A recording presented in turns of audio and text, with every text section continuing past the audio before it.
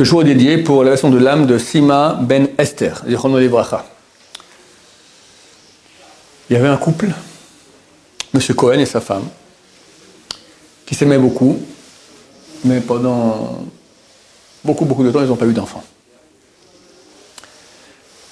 Et après plus de 10 ans, si quelqu'un tient vraiment à avoir des enfants et voit qu'il ne peut pas avoir des enfants avec sa femme, il a le droit, c'est pas toujours qu'on le conseille de faire cela, mais il a le droit de divorcer, se marier avec une autre femme pour avoir des enfants. Il y en a qui peuvent rester ensemble, etc., pour ne pas quelque part trahir sa femme, ça s'entend.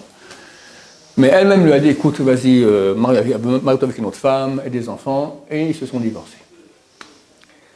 2 mois après le divorce, elle l'appelle, lui dit, écoute, j'ai une nouvelle à t'annoncer, je suis enceinte. Qu'est-ce qu'on aurait dû dire? Ben, youpi, génial, je veux remarier avec toi.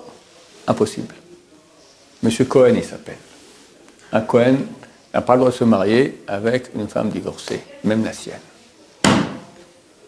Terrible. Y a-t-il une solution? Il va voir tous les rabbinim. Le plus grand rabbin à l'époque, le Rav Eliashiv, Zatzal, et se met à pleurer là-bas chez lui, terriblement. Pour rien faire. Va au kotel, va prier là-bas. Bon, il sort de là-bas, le plus grand rabbin de la génération dit, il va aider le kotel, il va au kotel. Et il pleure, et il aime sa femme, et elle est enceinte, c'est terrible. Et il est religieux. Il pleure. Quelqu'un me dit, qu'est-ce que t'as? Terrible. Raconte-moi. Je ne sais pas. Raconte-moi. Il y a cette histoire. C'est un vieux monsieur qui est. Tu sais quoi?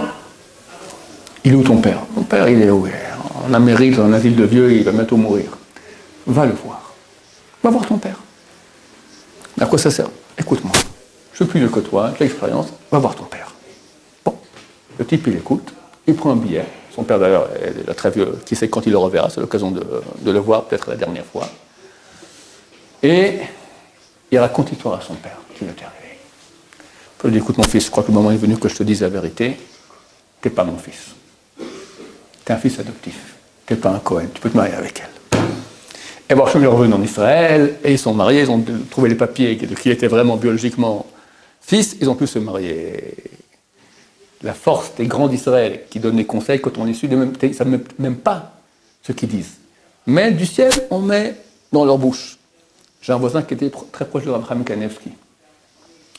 Il me racontait que le petit-fils de Rav Kanevski lui a dit, Abraham Kanevski, c'est lui qui fait rentrer toujours les gens chez le Rav. Un couple est venu avec un problème. Le Rav a répondu X. Le lendemain, un couple rentre avec le même problème. Le Rav leur donne la réponse exactement contraire. Alors, le petit-fils a dit à son grand-père, ça va, grand-papa, je ne comprends pas. Hier, des gens se avec ça, même que tu as répondu comme ça, maintenant tout le contraire. Le Rav Chaim lui dit, je t'ai déjà dit souvent, mon petit-fils, moi je réponds que les paroles que Dieu me met dans la bouche. Donc le Rav Eliashiv, qui est d'ailleurs le beau-père de Abraham Kanevski, lui a dit, il va au kotel, on envoie quelqu'un, peut-être qu'il aura un avis, je ne sais pas, il a écouté, et Baruch Hashem, comme ça il a pu être sauvé. Baruch Adonai, l'olam, amen, va amen.